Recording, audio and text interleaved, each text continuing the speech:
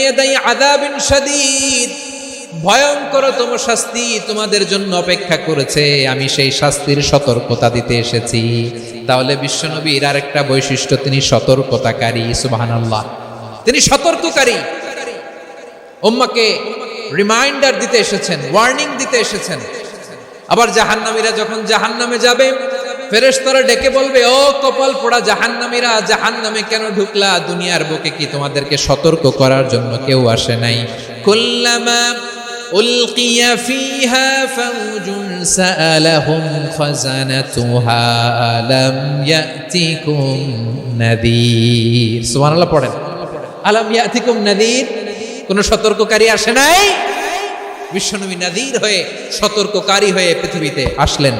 তিনি জাহান্নামের ব্যাপারে উম্মাহকে সতর্ক করেছেন।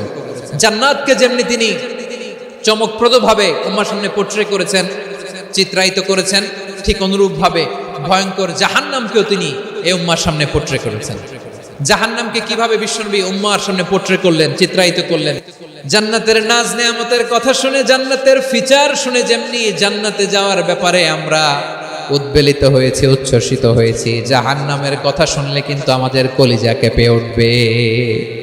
কিভাবে বিশ্বনবী পোট্রে করলেন? বিশ্বনবী বলেন, নারুকুম হাদিহিল্লাতি ইউকিদু ইবনু আদম জুজউন মিন 70 জুজআন মিন হাররি জাহান্নাম। ও আমার উম্মতেরা, তোমরা যে রান্নাঘরে যে আগুন দিয়ে রান্না করো, তোমরা কি ভেবেছো জাহান্নামের আগুন ওই রান্নাঘরের আগুনের মতো না? আপনারা কিচেনে যে রান্না করেন, এই রান্নাঘরের আগুন আর জাহান্নামের আগুন তো একই না?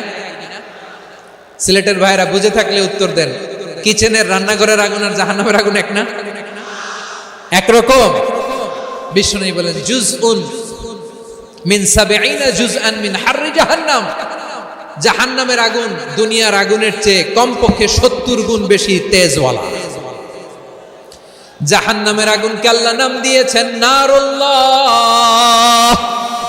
এটা আল্লাহর আগুন, নারুল্লাহিল মুকাদা আল্লাতী তাত্তালিউ আলাল আফইদা, যেটা কলিজার মধ্যে যে ধরে যায়।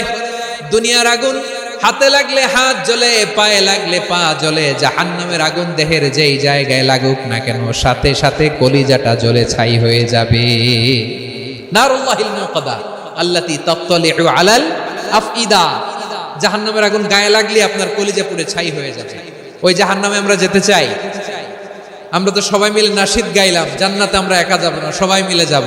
ওই জাহান্নাম থেকেও সবাই মিলে বাঁচার দরকার আছে না নাই? কি ভয়ঙ্কর শাস্তির বর্ণনা যে বিশ্বনবী দিয়েছেন, এত বিস্তর আলোচনার সুযোগ আমার নাই। আমি শুধু সবচেয়ে হালকা পাতলা, দ্য লাইট পানিশমেন্ট, সবচেয়ে হালকা শাস্তি কি হবে এটা বলবো। বিশ্বনবী বলেন, ইন্না আহওয়ানা আহলিন নারি আযাবান ইয়াউমাল কিয়ামাতি লারাজুলুন তুদাউ ফি আখমাসি কদামাইহি জামরাতান ইয়াগলি মিনহুমা দিমাগু। জাহান্নামের সবচেয়ে হালকা আযাব কি হবে শুনুন। জাহান্নামের সবচাইতে হালকা আযাব হলো ওই ব্যক্তির আযাব যার পায়ে দুটো জাহান্নামের আগুনের জোতা পুড়িয়ে দেয়া হবে।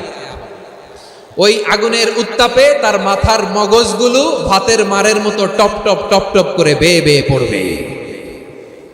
জাহান্নামের ভেতরে লক্ষ লক্ষ কোটি কোটি কাফির মুশরিককে দেওয়ার পরেও জাহান্নাম বলবে, হাল মিন মাজিদ, আরো আছে নাকি, আরো দাও।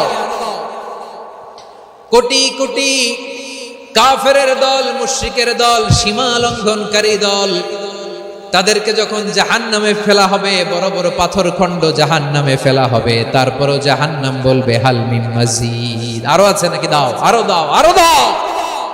আমার ক্ষুধা নিবারণ হয় নাই। জাহান্নামে তো উত্তপ্ত হবে, জ্বলন্ত হবে, ভয়ঙ্কর হবে। জাহান্নামের এক অংশ আরেক অংশকে খেয়ে ফেলবে। আল্লাহু আকবার। ফেরেশতারাও টালমাটাল হয়ে যাবে। জাহান্নামের রক্ষী ফেরেশতারা কি করবে তারা নিজেরাও বুঝতে পারবে না।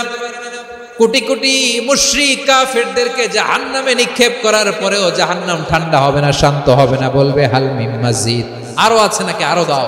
তখন আল্লাহ তাআলার কুদরতি পা জাহান্নামের ভেতরে ঢুকিয়ে দিবেন। কোনো কিছুতেই যখন জাহান্নামকে শান্ত করা যায় না, আল্লাহ তাআলা তার কুদরতি পা জাহান্নামে ঢুকিয়ে দিবেন। দেওয়ার সাথে সাথে জাহান্নাম থেকে আওয়াজ আসবে, কত কত বিইজ্জাতিকা ওয়া বিকারামিকা, আল্লাহ আপনার ইজ্জতের কসম, যথেষ্ট হয়েছে, এনাফ এনাফ, আর লাগবে না।